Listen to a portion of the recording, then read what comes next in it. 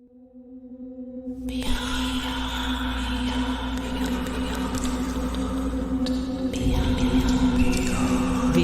the Ghostlight.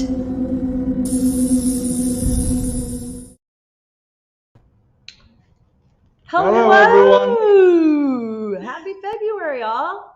It's so good to see you. We've been gone for a couple of months and we missed you. We missed you guys. Yeah. But we're back now, so It's great to see y'all. We have a really exciting panel today. We decided to go with not one guest, not two guests, but three. Because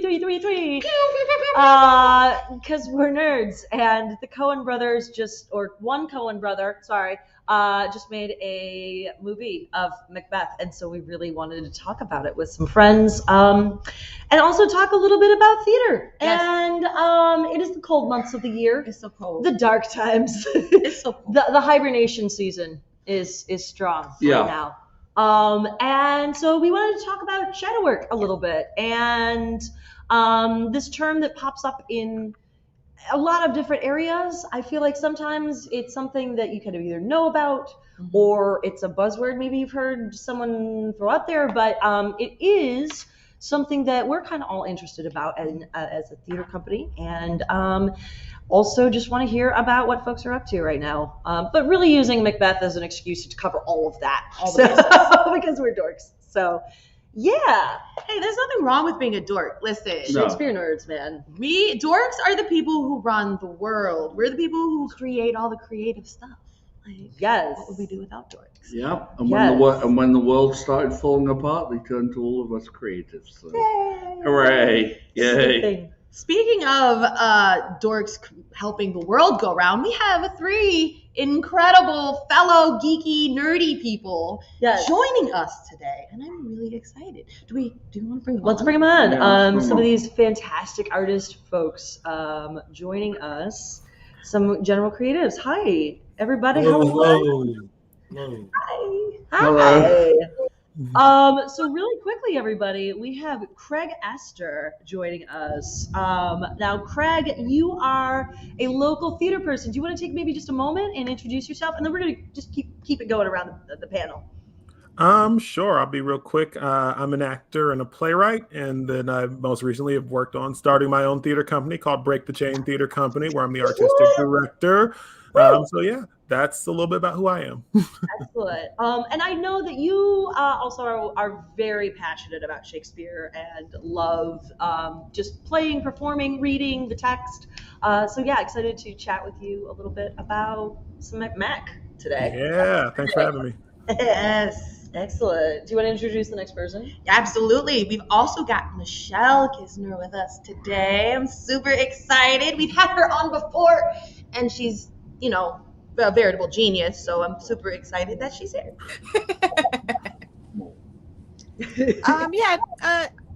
For those that don't know me, I'm a film critic, and I do I'm in the Detroit Film Critics Society, and I am on Rotten Tomatoes. And this year I've actually started dipping into Blu-ray boutique essays. I actually have two upcoming releases where I've contributed film writing and essays for fancy Blu-ray sets. One of them I can talk about, which is Funky Forest, which is like a weird Japanese film from like the early 2000s. And then the second one, I can't say what it is yet because it still hasn't been revealed to like the public. But I just finished that one up after a month of work, in which I didn't watch barely any movies. Honestly, like Macbeth, this was like the only movie I watched all month because I literally just finished my essay for that Blu-ray release like 2 days ago. Yes. So I'm finally getting back into the movie. I have like a huge stack of like Blu-rays just sitting on my table ready to be watched finally that I'm done with this job. So That's awesome. Congratulations. That's Thanks. huge. Beautiful. And our final guest tonight is Damon Moore.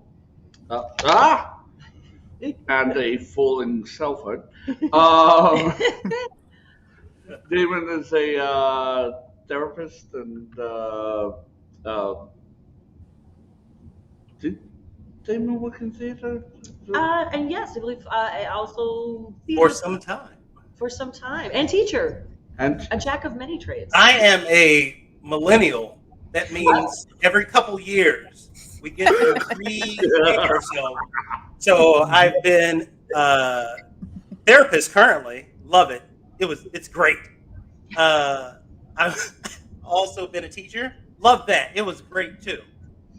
Also been an exterminator.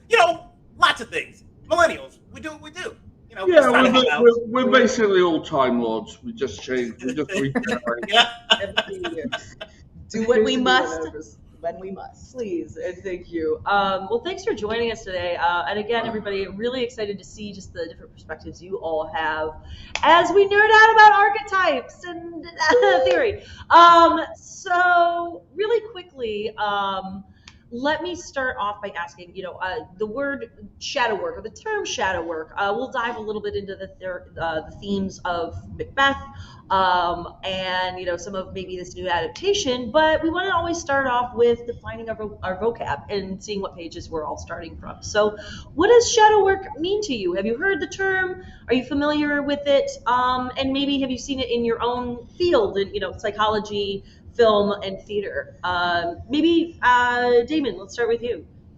That's a great question. And when I came to the term shadow work, it was a couple years before I got into psychology. And I was like, man, what does this term mean? What is this? What does this mean? I'm looking up on so many different web pages. I'm looking up here, looking up there. I'm like, I'm pretty sure I'm more confused after doing all this research. I don't know. Like, I need to figure out how to do this shadow work. So the other side is that during this time, I was also in the midst of doing a lot of deep inner work and healing and growth work on myself. Mm-hmm. And it came to it one day where I was just like, oh, I think I'm doing it. So shadow work is learning about the things that we have tried to avoid, those things that we have not integrated, trying to integrate them and help us to become whole. I love how you say and then suddenly realized I'm doing it. It's kind of like how do I fly this plane? How do I fly? Oh shit! Do it. I find that interesting as well. Just the idea that you said that you were you've realized you were doing it as you were doing it. I think that's something that we kind of all get in our heads about. We hear the term shadow work and we think it's like this big thing, and we think we theoreticalize it and we conceptualize it as this very complicated thing, but in actuality it's not complicated. It's just unfamiliar, and once you become familiar with it, you're like, oh, I do that. I already naturally do that sometimes. Sure. So I just find it interesting that we discover that about ourselves and in the human nature. Yeah, no, I think that Michelle, do you find that you come across this in film anywhere or in film theory? Oh, yeah, Such a lead in. Yeah, interestingly, film, I would say a lot of directors use their films as shadow work, as a way to explore things that that bother them, or perhaps through their characters explore things that they've thought about themselves but have never wanted to talk to anybody about. So they'll write a movie about all these feelings. I feel like probably a lot of films are actually like the result of that. And even now there's been a little pushback against movies that are a little bit darker in tone or transgressive, but we need those kind of things in film, because sometimes the only way that certain subjects even get broached or discussed or talked about or thought about is by presenting them in a film, and then the people, the audience, internalizing what they saw and also discussing it with other people. Because the great thing about film discussion is everybody has their own environment that they came from, and then they bring that to like how they analyze the film. And I absolutely love listening to other people talk about film, because I get to see them also doing their own shadow work with like dealing with what they saw and how it made them feel. I love that. That's such a good point. It's also the screen gives you an opportunity to explore things that, again, like literally facing, in some way shadows. And I actually think this new version of Mac, we'll talk a little bit about that, but it was full of shadows. I don't know if you guys noticed. So excited to kind of delve into that. And then Craig, I want to, there's some things that live theater can do that that a film does just differently, right? And I'm curious from your perspective, do you find, maybe with approaching a character, or even, some productions maybe you've done with live theater, that shadow work plays any role in that for you as an actor? Sure. This is actually, I'm learning today because this is the first time I've heard it defined this way. So as I was listening, I think that as artists, we do nothing but that. I think I know that for me, at least in my writing, I was talking to someone about a play I'd written the other day, and I was like, oh, this play is all about my 20s and me turning 30. That's the underlying thing, and about how things change meaning for me as I get older. And so that changes for the characters in the play. And so I think that a lot of the best work that we see out there is probably shadow work, because it's coming from something real that someone's having to work out on screen. I mean, Kevin Smith movies are nothing but that. And if you love Kevin Smith, then you love shadow work. So there you go. I get to be a movie nerd a little bit today. Thanks. Could I also add, in my experience going from theater, when I was in the theater world, I felt like I felt like I was doing psychology at the same time all the time. Maybe I just don't know what psychology is. Maybe I just don't know but this feels like I'm doing psychological therapeutic. And then I moved over to, psychology. I was just like, so you're telling me that all the exercises are theater? You guys, we just do this all the time. So yeah, there's a lot of crossover. It's all the same. Just talked about in different ways. But so much of the exercises that are the shadow work are the things that the actors do to go to the plays. Yes. Yeah, and I know I always cite two films when I'm trying to explain shadow work sometimes. I cite The Babadook, which is a quintessential bit of shadow work presented on screen, and I cite The Empire Strikes Back. That one bit where Luke goes into the dark, misty place and has that vision. Those are the two things I use, because everyone's sort of seen one or both of those and they kind of get that concept. I think in the film Get Out, we have the sunken place, which serves as a good representation of that as well. Yes. Yeah. Yep. Absolutely. I'm excited, by the way.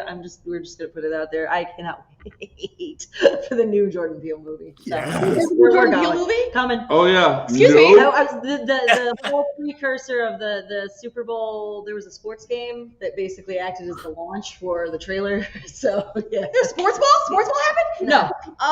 I had no idea about this, and now I must do my own research. Okay. No, it's fine. Thank you for informing me. Yeah. I didn't even know, but here's the thing though, this is just a small tangent. I didn't even know that the 90s chewed up and spit out the halftime show until I watched it. Oh, it's amazing. So my mom's gonna watch it. She's like, I gotta watch the halftime show. And I'm like, what? I mean, that's cool, but sure, I guess I'll watch it with you. And I sit down, and it's Snoop Dogg and Dr. Dre opening, and I'm sitting there with my white mom and my very white old 92-year-old grandma, and I have it on record. I recorded her tapping her cute little toes. Dr. Dre and Snoop Dogg.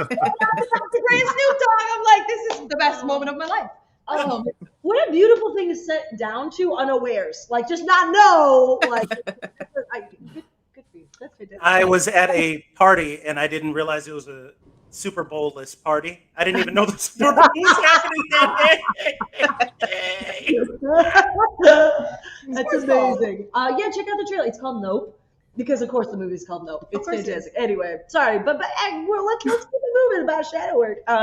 Even though that will be about shadow work, I'm sure. It will be, and it's because definitely each of us as actors and as creators in general have had to face a bazillion shadows in our lives to get to where we're at. We're going to have to face a bazillion more. So let me ask y'all, beautiful people, can you tell us about some of the work and how it has shaped some of the stories that you're interested in right now? That shadow work, those shadows that we've had to face, those shadows that we've had to come across and accept.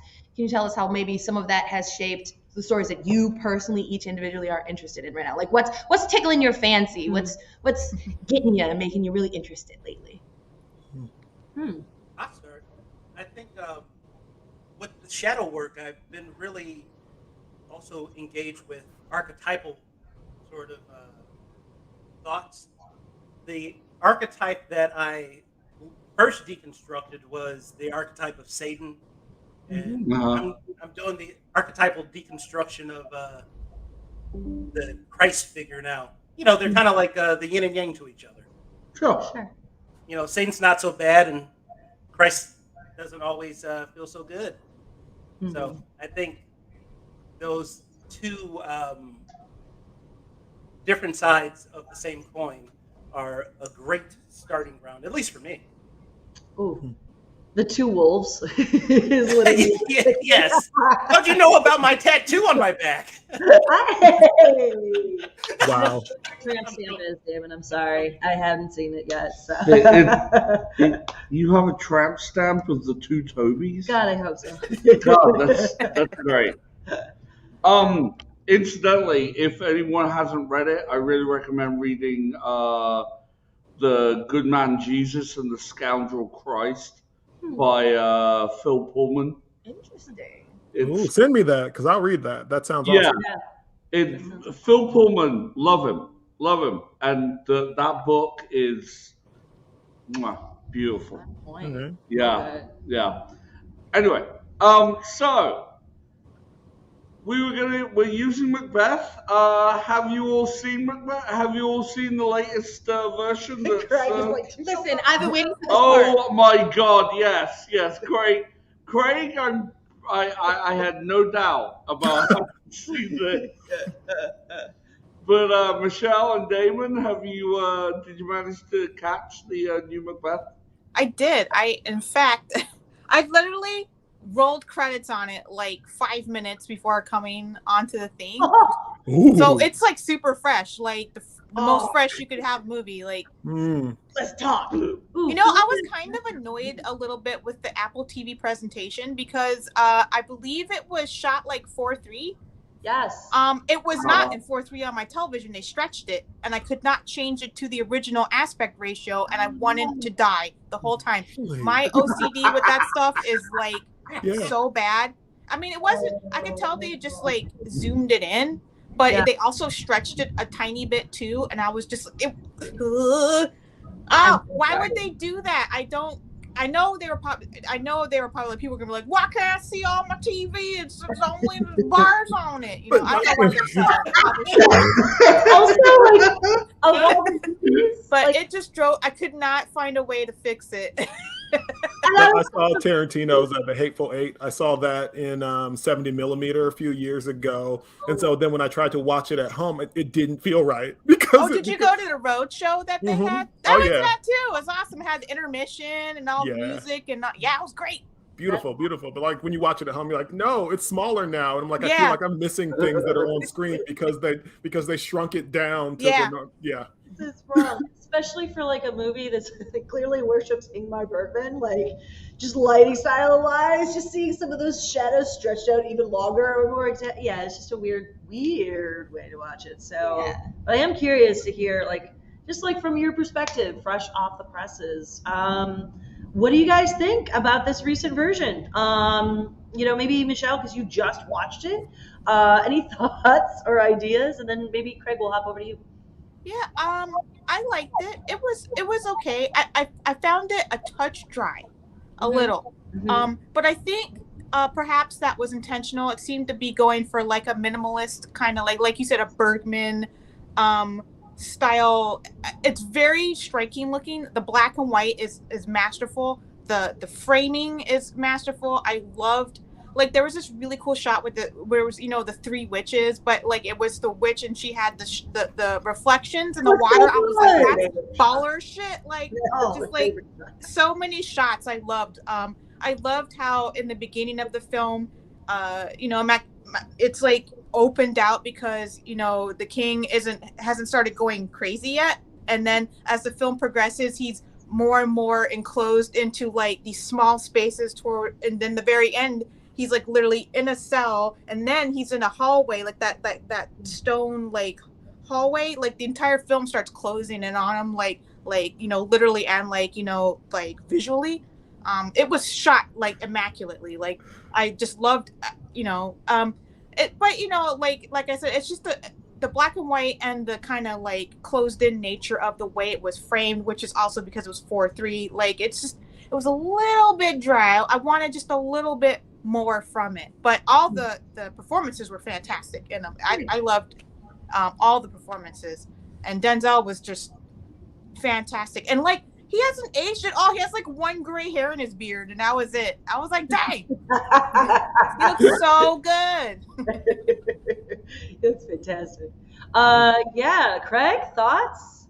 I love it, and I don't think it completely works. I think that's I really, really love I love the visual style of it, but I do agree. I think the 4:3 and the sort of muted tone of it stops a lot of it from having an arc, because I think that particularly with Denzel Washington's performance, he's so good at that underplaying thing. And I'm saying this as somebody who's like played Mac and been in like 2 or 3 different productions of it. So like that, so there's also things that are just like Craig, the artist, would just do something different, and that's, you know, so that colors what I think. But I think that sometimes some of the text gets dried out by the film almost feeling two-dimensional at certain points, where it feels like I'm watching a picture as opposed to people moving in space. So it's like a lot of really cool, nice pictures. But there are also moments of it, just as a giant nerd, where I go, oh my God, they got that, and they got that, and they understood that.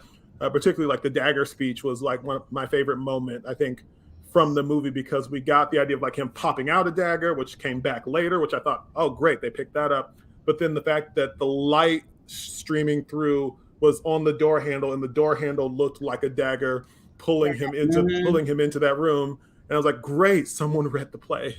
Thank goodness someone read the play. And I mean, I won't go too much further into it, but I thought it was a really interesting adaptation that looked really cool, but didn't always serve the performance of the text. And I think that's why people are feeling the dryness of it, because the actors aren't allowed to go to the operatic places. I think that the text demands that you go. I don't know if I agree with that. I've been itching to say something. Okay. I have a different opinion about Denzel's performance. I think Denzel's performance gets thumbs down from me. Okay. I am not appreciative of Denzel's performance. I have seen Denzel do some incredible things, and I hear what you're saying about the underplaying, but I feel like I don't think he understood some of that text, to be totally honest with you. I felt like some of those moments in that movie, he was just saying words because he knew they were supposed to be there, and he knew there was supposed to be emotion behind them, but it didn't feel like he understood what he was saying. And there were actors around him who did understand what they were saying. And I think that his performance is one of those things that played into this feeling of two-dimensional, this feeling of it not working, because it didn't feel like he was 100% present. And even if he was, the actors around him seemed more present. So it overshadowed him. It made his performance seem, I wanted so much more from Denzel. I wanted so much more from him. I was personally offended at some of those moments where I was like, I don't even understand. I know this play, and I don't know what you just said, because you don't know what you just said. Yeah, that's what I mean by like it doesn't have an arc, because with his Macbeth in particular.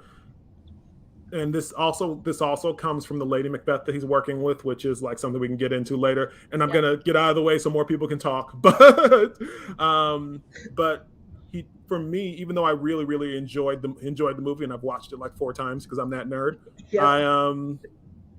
he doesn't feel like anyone's making him do anything. He feels like he feels like he's looking for an excuse. Yeah, and that's not the character. I don't think, at least for me, that's not.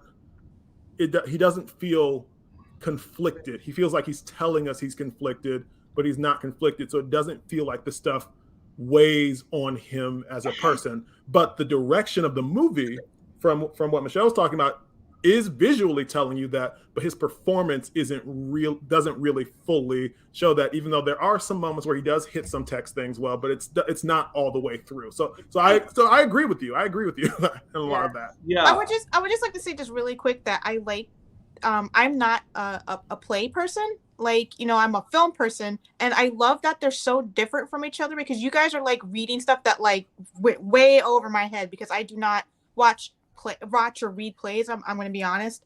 Yeah. But I love that it's like they're so connected yet so different. I'm just liking that you guys are just like blowing my mind with the stuff that you're talking about. Like, because I'm looking at it from a film perspective, like performance, and then the how the cinematography and the lighting, and like the staging, how all that interacts. But you guys are like, I noticed like people that are like in the musicals are the same way. Like they read just different parts of how people act, and like that then film people look for. I don't know. Sorry to interrupt. It's just cool to me. Oh no. This is why we have all three of you here. So Damon, thoughts? I think that what this reminds me of is when I was in my theater degree, we had this assignment to get classical paintings, and then we had to craft a scene around those paintings, and you had to end up in those poses. Mm. And part of the assignment was about the flow getting into that scene. Was it natural getting into that pose? Was it unnatural? Did it actually flow? And it sounds like with Denzel's performance, it feels like he was living into some of the caricatures of the text or of the film, as opposed to flowing into what might have been just a moment where you can take a snapshot. Like, oh, I know I need to get into this place. Let me get there. All right, I'm here. Mm-hmm. And, also, he's Denzel. So. Right. Okay, so that's an interesting point, because the three of us, we watched it together, right? Oh, I wish I could. And Sorry, Craig. Next time. Okay. yeah, Sure do. yeah. We do have to have a movie night, though. Yeah, we really do have to have a movie night, like all six of us or something, and we can come back and whoa, what just? Okay, all right, great. But So so we had this discussion, and it's interesting that what Damon just said about like, hey, it's Denzel. I thought it felt at times that there was that thing where, when you're a director and sometimes you have that superstar in your movie or in your play, and you feel kind of like, I can't tell them. I can't tell them not to do this. And I felt Like, I'm just lucky Denzel's here. there's a little bit of that going on sometimes. And it's like, I wouldn't expect that, Yeah. but I guess that can happen to any director and any actor. You know what I mean? Like, it doesn't matter whether it's a first-time director and like, an old hand actor. It can just be, a Coen brother Mm-hmm. and Denzel Washington, and there's still that moment where, this world famous director is like, but it's Denzel. I can't tell him to do a different take on this. What the hell? Oh my God. But see, I don't know. I think he got exactly what he wanted. And I Yeah. think that what he wanted doesn't fully work across the whole play. It works in pockets and moments. I think that again, I'm gonna let other people talk, but I think that when you look at the direction of it, I think he got exactly the style that he wanted. It's just that style doesn't suit the whole play. It suits like the murder of Banquo scene. It suits that pretty well. It suits those moments where we have like Denzel by himself in a tent, and then we're cutting to the stars, and then there's stars in Duncan's robe because he's messing with the natural order of things. So whoever has the star robe is sort of deifying themselves and making themselves almost like a Scottish god which they stole from the Ian McKellen production, but we can talk about that later. And so there are pieces and bits of that and bits of his imagery that really, really work. But when it comes to specific moments in the text where the text has to like bubble and rise and rise and rise, Macbeth is a play that is one of the shortest tragedies because it just ramps up. It just starts going. And this movie becomes very languid after Duncan's death and becomes more like a psychological character study, which is against the text. And I think that's, again, drying it out. But still, really beautiful looking. Very pretty. And I think that, thanks, Craig, because I think I'm with you on team director. Like, this was a choice. Rather than, being nervous about approaching Giselle and asking, please, Mr. Washington, will you please take another take? And I wonder, again, you kind of mentioned something before, Francis McFriggin-Dorman, who has done this, live, has nailed Lady M, and is also working with her husband on a passion project. So very interesting dynamics there, where, like your power couple, like who's got the experience, who's being fed direction, who's being, versus who's taking it naturally, organically, and doing their takes. But I think that this was so specifically a movie that was aware it was a play, a movie that was aware it was a movie of a play. And I did love some aspects of that. The very first thing it does is it's a shutter opening. It's an aperture, literally, that opens and closes the movie. So when you are being put into a film. But the whole rest of the movie goes against that and allows for a very theatrical set, and very specifically, it has the feel of a set, which was nice. It was nice to see while minimalist, and if that's your thing or not, I personally thought it was really interesting and heightened some of those scenes. But like you mentioned, the knife scene, and some of the work in the desert, for example, highlighted movement work and choreography from our actresses that was really interesting. But it was specifically a set, and I was really cool to see a modern 21st century movie that specifically was featuring plywood. Yeah. It was such a kind of, and I know the Coen brothers are notorious for a sense of nostalgia and bringing that into their film. And so I think maybe some of that also is interfering with, the specific director is notorious for bringing nostalgia and kind of a theatricality, and I don't want to say two-dimensionality, because often they go beyond that, but there is almost a caricatureness sometimes with some of Joel's work. And so I think that's kind of interesting here. And there were echoes of like the Max von Sydow, like Hamlet, Totally. that is very clearly. Yeah. Yeah, I think maybe like the over stylization of it kind of like hampered the actual like text of what the story was trying to say. And I know there's like this kind of cliche A24 kind of like look, that is like kind of parodied now, and it definitely, it reminds me of like another movie that kind of did that but better. Not sad to say because it's a good movie too, is The Green Knight. Is a similar style of like taking a story and stylizing it, but it stylized it in a way that was very like in service to the actual like story as well. It's just like I was weirded out by how like low key it was. I guess like I always felt like Macbeth was supposed to be this like really like a have you ever seen like Throne of Blood? Like that's like a cool version of it, like where shit's just going crazy, like this like 100 miles an hour, the whole thing. Like I thought it was gonna be like that. And then I was thinking like, oh, Denzel, like if you've ever seen Training Day, like it's kind of like a similar story where somebody's corrupted by power, and then he's just like completely full of his own power to the point where it like he collapses like a dying star at the end, and he's really intense in that movie. And then like and then it wasn't, I wouldn't say it was a bad performance, but I'm not too familiar with like Shakespearean like actual plays of it. I've never actually watched it as just a straight up play. I've always seen like adaptations of it into film. So Oh, good.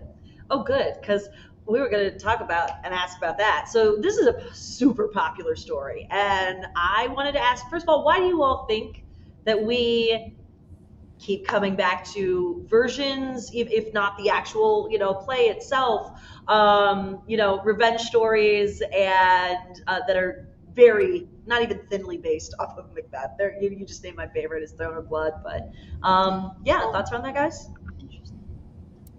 Why do we keep coming back to this one? Well, I mean, I think that there's something really core to the human experience, in this idea that I could do it better. I could be better. And that sort of unspoken thing of wanting to be on top, but not understanding what power is and what power does to a human being. And I remember going back to playing it, that there was this sense of after killing Duncan and doing the No Son of Mine succeeding the whole speech as Banquo's riding away and he's talking about I'm going to kill him. There's a sense of what now, right? Right. Which is the most interesting part of the play. It's not the like we killed Duncan. It's the what now. And Right. the play keeps positing that question over and over again. What now? Okay, I did this, but that was supposed to work, and that was supposed to make me feel okay and enough. Right. But it didn't. Now I got to do something else. So that by the time we get to tomorrow and tomorrow and tomorrow, that's like, I have nothing left. What was the point? Why did I just go through all this? Doing all of this stuff, and all it does is make me tired and anxious. Yeah, and oh my god, it is a millennial. Yeah. It is a millennial play. It kind of does have that for us, that like we were told you're supposed to want these things, do these things, get these things, have this ambition, go, and then we all grew up, and we've had multiple national tragedies, a pandemic, everything in our lives kind of keeps stopping over and over and over again, and you feel like I really want the stuff, but what's the point? I have to have a life now. I'm obsessed with that, right? I'm obsessed with Generation Hustle right now on I just discovered it on HBO, and it's just scammers gonna scamming all day. And it's fascinating. Some we've known about in the public eye. Becoming Anna is a big one on Netflix right now. I feel like there's 5 million documentaries about the hustle culture right now. And again, this like very Mac. I don't even want to say ambition, because it's almost this natural, it's fate versus man, but it's also man versus his own creed, where you get like, hey, well, these are the stakes. This is what I'm supposed to do, right? I mean, wouldn't you in this position? Who else is going to do it if not me? Right. And I think that's so fascinating with this story. We see it in so many places in real life, but also in a lot of our movies right now. A lot of our, kind of focus around this idea that doing whatever it takes is the tragedy, right? Like we all know we got to do it, but you're going to pay for it at some point. And so like, I think that to revisit it and keep seeing it come up, I know, Michelle, you mentioned Throne of Blood. That's a great one. I think several of the, somebody mentioned Hateful Eight earlier, and several of the Tarantino movies fall right into that category of, re-examining these ideas around, doing what it takes to get ahead. And one thing I'm curious about is, Craig, you've already mentioned you've played it a couple times. But hey, say you were handed the oldest revenge story in the world, not actually, but after Cain and Abel, and one of the most ancient archetypal revenge stories, and unlimited budget, and you're said, here, go, have fun with it. What would you like to focus on? What would you like to take away from maybe some of these archetypes that are and themes that we find in Macbeth? Maybe Damon. I know that you've had a second since we heard from you, and I want to see what you think. And then, yes, Craig. Sorry. So I think am I loud? Yes, we can hear you. Okay. Thanks. So I think that one of the things I wanted to make note of was, I think we are trying to work out the stories before us as opposed to within us. Stories have to be told or lived. So it's, this is one of those stories that I would prefer to tell. And, we can live and rework the karma trauma, or we can tell it. I think that there's a lot of messages, a lot of wisdom in stories that, that's how our species has grown and survived more successfully than any other. We're able to hand down knowledge and experience in a variety of ways. So I think that's why we keep telling the story, because we need to. So, those who forget the past are doomed to repeat it. I wish that was my quote, but it's really Santiago's. It's a great point. Craig, thoughts with that too? I think you're absolutely right, Damon. Sure. For me, this play has always been about toxic masculinity. I think that, like, at its core, because if you look throughout the text, we have so many lines: dispute it like a man, feel it like a man, let's briefly put on manly readiness. There's this thing that runs through this play. Lady M, the only reason that he does what he does is because she says, if you don't do it, then you're not a man.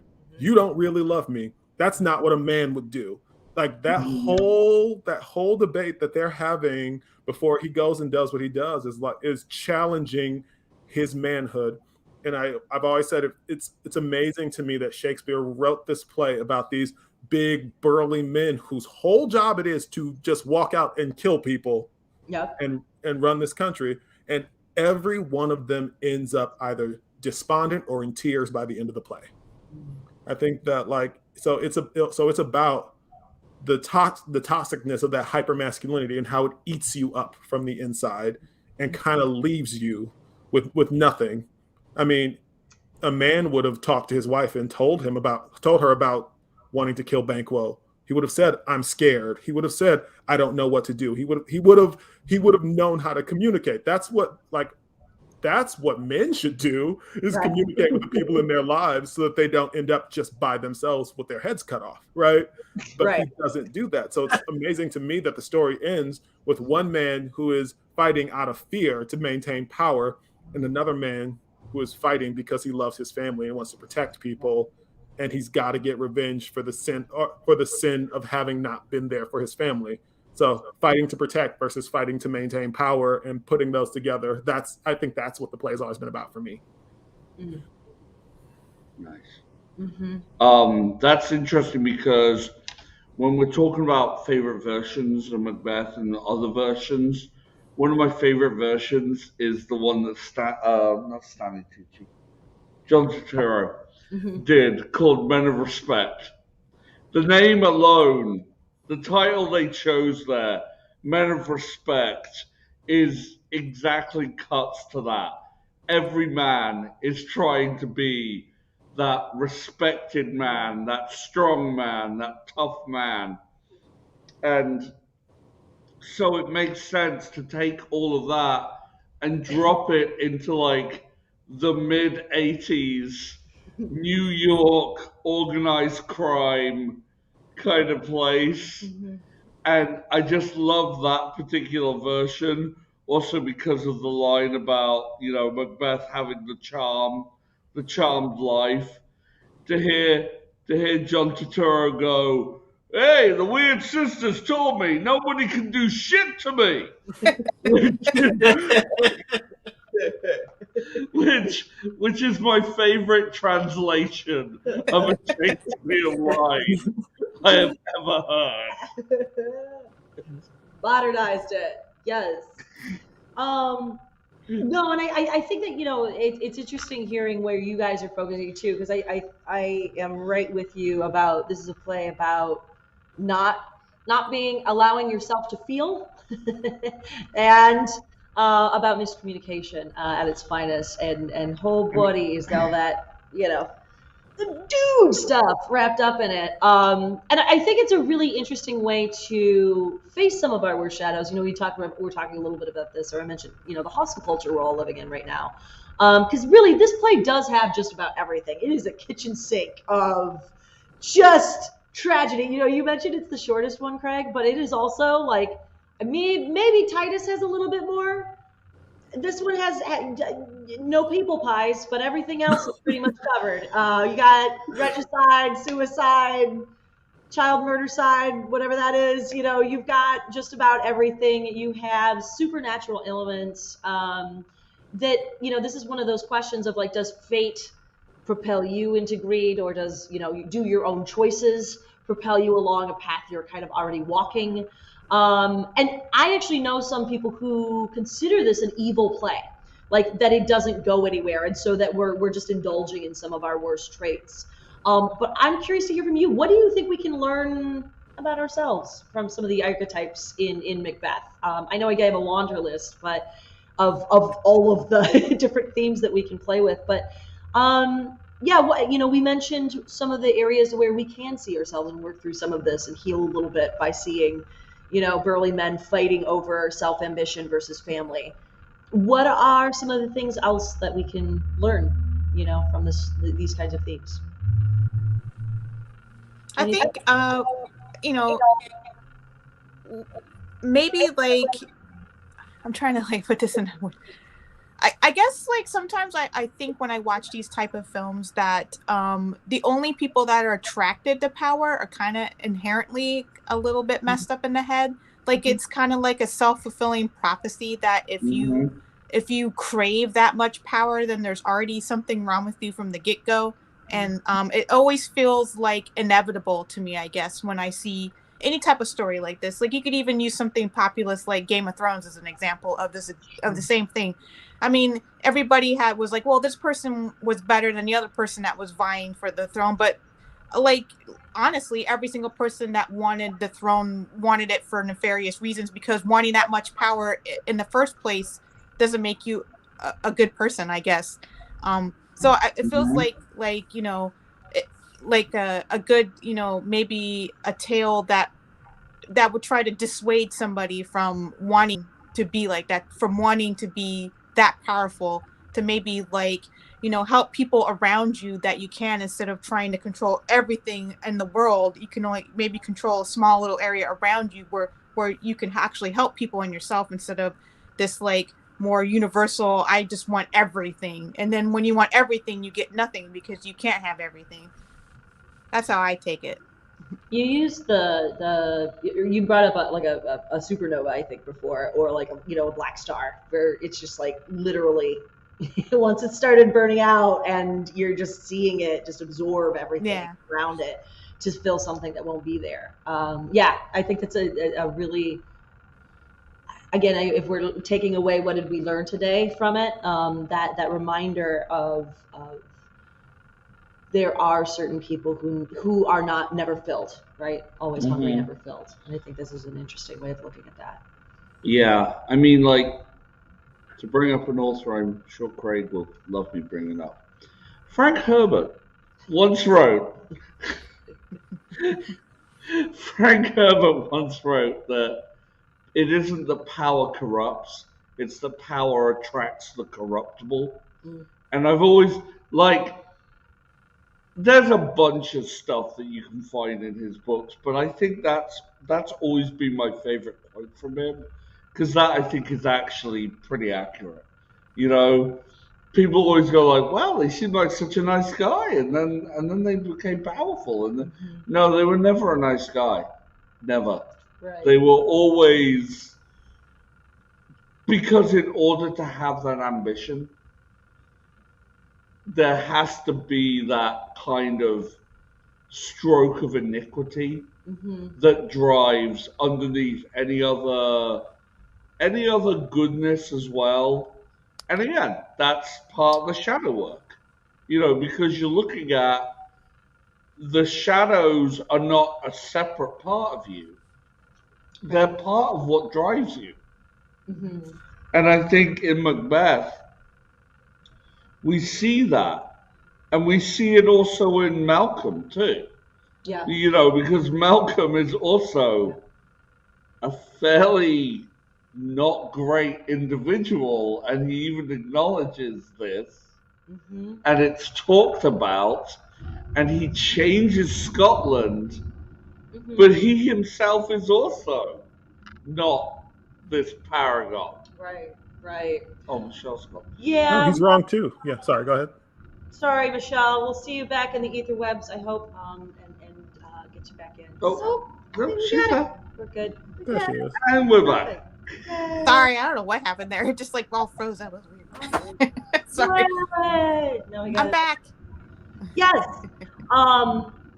And yeah, I think that this is, again, one of those stories around adversaries, where, God, this is a battle of the verses. Everybody's just verses, other than, I guess, you've got servant versus masters, you've got friends versus each other, family dynamics versus each other, women versus social stifling and power dynamics, men versus their own emotions and lack of ability to process and communicate them.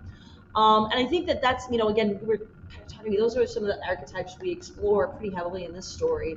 Do you guys have any other archetype-heavy stories that you want to see imagined, reimagined, or readapted right now?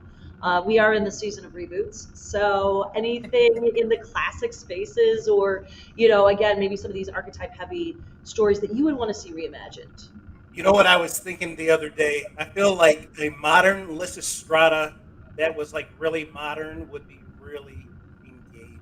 Mm-hmm. Maybe If women were just like, you know what? We're pretty sure it's not us. and then they did something about it, like in the adaptation. I feel like that there's that interplay of the feminine power and the masculine power. And I know this is going to sound a certain way, but it's almost as bizarre a upset for men as it would be going to the Planet of the Apes planet. Yeah. Because men are, oh my God, if we are now in a world where it's a complete power reversal. And I did want to say about the power sort of thing. I think that, we all have that desire for power within us. And it's easy to say that power is the bad thing, but I think it's really those empty spaces within us that is the thing. Mm-hmm. And if we refuse to accept that or acknowledge it, then it comes out in whatever sort of way. I mean, power can be, feeding a billion people, eradicating disease, or it could be eradicating a billion people and creating diseases. Mm-hmm. Power is a lot of things. I think we have to integrate both of those sides of the possibilities of both beauty and terror that is within us. And I think that stories like this give us the ability to dream a little bit without actually having to do it, which is why I was, connecting with, I'd rather see the story than actually have to live the story. Whole lot of less dancing naked with Hecate and the witches and stuff like that. So yeah, man, I'm yep. Well, I mean that. No, I'm okay with that. That sounds like not too bad to live. I don't know. That sounds. I think you're living the. I mean, that's the right part to live right there. It's the part that is always cut out of the play, and it's the most fun part of the play. And that's what I want to bring to the stage, because I've always had I love Macbeth. I love that and Titus, like the my two favorite. There's just something about the person pie and and plays featuring a lot of blood. But I always loved that scene. I know that it was basically put in because Middleton wanted there to be, some dancing girls, basically. He wanted there to be some more dancing scenes and some music. But I love Hecate. and I want to do a production where she's a far more significant role, and I can work, and I actually already have that, which actually brings up another thing. If you're going to adapt Macbeth, what would you do with the script to make it stand out? What twist would you bring to it to make a distinctive production, one that was stamped with your personal interests and what you find in the story. I would say don't make it naturalistic. That's the first thing. It's not a real world. It's just Right. not. He didn't like Shakespeare didn't study. Like he didn't go back and go, this is exactly how Scotland was in 1000 whatever. Like he didn't do that. He made a story that was adapted to the world that he was living in. And I think that's the first thing. I think yeah, we take masculinity and we take fear and we smash those things into each other. And how can seeing this man go through the experience of these horrors sort of unveil the vulnerability of the human inside, that Mhm. like this should be a guy who is scared for his life, which is why the play keeps closing in on him and things keep ramping up. And on the opposite end we have a woman who is like, I think that the only way I can get what I want is to become masculine, right? She says unsex me, that she identifies cruelty with masculinity, which says something else about Shakespeare's world that we could talk about for another hour, but I'm sure we don't have that much time. Um, and see those two things play out against each other, that choosing that cruelty leads to guilt, which makes her terrified, and choosing this violence leads him to guilt that he keeps sublimating and pushing down, and so the world around him becomes more closed in because he's trying to not be vulnerable and batten it down, but the armor keeps cracking. I think that image of that cracking is would be at the core of whatever we would do with it. I would like this show to be about an aging hipster. I think that would make it very relevant, and I think it would work. An aging hipster that's becoming the the paternal figure of the family. Yes. I love it. Yeah. Love that. I think that it needs to be relevant to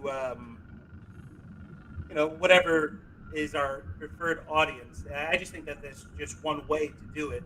I think so many adaptations are often adaptations that are not connected to the world that we live in, and there's nothing wrong with that. They're interesting, they're cool, but I feel like if it's our lives, let's do it with our lives. It's successful when people can relate, to the work, right? And I'm sorry for my text purists out there. I know you're human. Sometimes, just making sure, obviously we want to, play with the language and honor it, but finding ways or new ways of reinterpreting stories just makes it more relevant for newer generations to connect. So when I was a teacher, I had to teach Romeo and Juliet and also Hamlet for the freshmen and the seniors. Yep. And the way that I taught those was to have the students read short and abridged versions of them, and then we did some learning background history sort of things, and then they had to write a modern adaptation as a class about the show. So they had to determine what were the main points of the show, what did they want their scenes to be about, because each student was responsible for their own scenes. Now, did they feel the most confident in the fact that they are just, adapting the show that they just met? No. But the point was, the shows are live, happening now today. And to give a quick example, my first class that I ever had to do that is still one of my favorite scripts of modern Romeo and Juliet adaptations. They chose that Romeo would be a young black kid. Juliet was a white girl. Her father is a cop that kills Romeo. And the girl chooses to take her life using pills. These are freshman kids that are able to pull this out of a story that they just got introduced to. in a few brief ways. I think that we can make the stories relevant and connected. And I think that the purity of the text is great, but for a lot of people, it just doesn't connect. I'm the type of person that reads Shakespeare, I instantly get it. But I also realize that most people that read Shakespeare have just read ancient Sumerian, and it means nothing. So whatever we can do to make it connect, let's do it. Yeah. Mm-hmm. I love that. Thank you all so much for joining us. Whatever we can do to make it connect, let's do it. That's a beautiful quote to end this on. But before we go, I do want to know if there's any recent news or projects you want to shout out. Now is your time. Let us know what's going on with y'all. I'll start. So I'm always doing some work in the therapist space. You can find me at imdamonmore.com if you want to holler at me. And, working on some writing. Once again, I mentioned some archetypal stuff. Hopefully, I've got a course working out about the adversary inside of you. So be looking forward to that. Check out Facebook. I'm Damon Moore. And imdamonmore.com. Hopefully, I get to come back on because this was super swell, dude. Oh, we'll be bringing it back there, Damon. that was swell. Yeah, it'll be peachy keen. Peace, bro. Anybody else got any good news to share with the world right now? I will say, and I found a solution to this because unfortunately Break the Chain is doing an event, but it's happening the same time as you all are on stage, but there's a way. You can support both. You can do both. So we're doing a production that we're calling A Lit Summer Night's Dream, which is going to be a drinking game version of Midsummer Night's Dream that's going to be streaming. So it'll be on Facebook Live and it'll be on YouTube. It starts at 7 o'clock on Saturday the 26th. But what you should do is you should go see the Ibis's show first because our stream will be archived. So you can still see the show. And if you'd like to support both companies, you can support both companies. So I would say do that. See them both, and you can find Lit Summer at Break the Chain Theater Company. Just look on Facebook or Instagram; it'll be there. You guys are, and it starts at 7 again, guys. I looked at. I'm sad we will be on stage, but I'm going to find a way to slip you guys some dollars because you can make actors do a lot of things with your dollars. With this show. It's delightful. So congrats everybody. And seriously, congrats on launching. And very excited to check out your archive right after. And also the other things that you guys have launching with your theater company. Woo-hoo! Thank you. And Michelle, anything else? I talked about my I'm writing for some Blu-ray releases, but now that I'm back available for movie watching, if you can follow me on Facebook, Michelle Kisner. I'm also on TikTok. My TikTok actually is just me showing off my collection of movies. Yeah. But if you like seeing fancy sets of movies and rare and out of print stuff, my TikTok is literally just me showing like movie sets. I might do reviews on there at some point, but I'm still kind of trying to figure out TikTok, figure out what the kids are doing on there. I can help. But I'm going to see the premiere of Batman tomorrow, the new Batman. So if you want to hot off the press's review of that, if you follow me on Facebook, I post all my reviews on there. So I'm back in the game now that I'm done working on that other big it seriously sidelined me from movie watching or anything like that for a month. So I'm glad it got done in time for Batman and Elden Ring. Because now I can focus on the important things in life. And really quickly, Michelle, for people who maybe hopped on later, can you remind folks which essay you or which films you wrote essays for? So the first one is Funky Forest. It's like a really bizarre Japanese film. The other one I can't say what it is yet because I have to wait for the company to make the announcement before and then I don't want to get in trouble. And then because I've just started getting these gigs now. I want to ungig myself, No. Right at the beginning. But the Funky Forest set is from a company called Error 4444. They specialize in exploitation Japanese films, like stuff that hasn't had releases, and like the weirder side of Japan. And Funky Forest, you could buy it through them, and it actually has like both the Funky Forest and the sequel on it, and like one really nice set. And there's like pretty much I don't know if it was on purpose or what, but everybody that worked on everything on it is like a woman. So like that's cool. Like I was like a cool artist like made a female artist made the like cover art for it, did all this cool art for it, and then I did an essay in it, and some other girls doing some essays on it. I was like, oh, that's cool. Everybody's like chicks. That's cool. Yeah. You know, if you want to support chicks and watch weird Japanese Supporting movies. chicks. That's definitely a good watchword. I feel like for you to say the weird side of Japan is just I really want Yeah, to say this one. Yeah, Funky Forest is like very, just to give you like a little like warning, it's sexual and like a lot of, it's like what if David Lynch made Japanese porn. Sure. That's how the best way I can describe it. Like what if David Lynch made like hentai and it was live action and it was 3 hours long. Sold. It's just guys. Yeah. Well, thank you.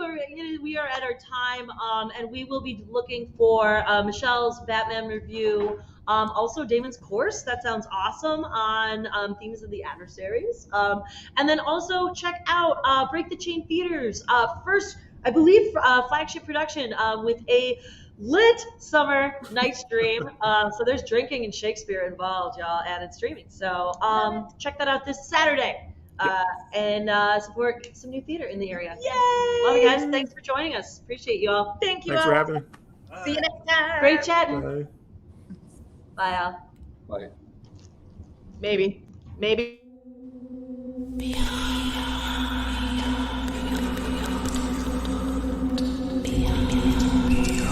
Beyond the Ghostlight.